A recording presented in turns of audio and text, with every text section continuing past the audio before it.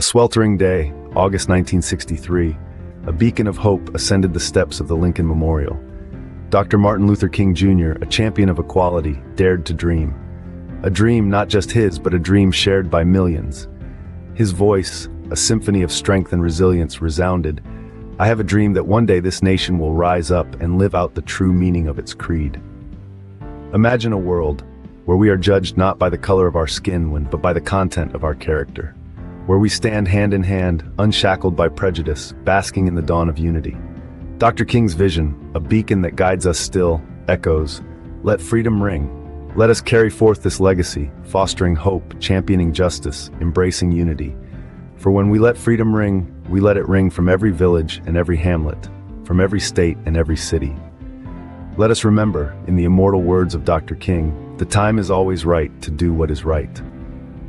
So let us dream, for in dreams,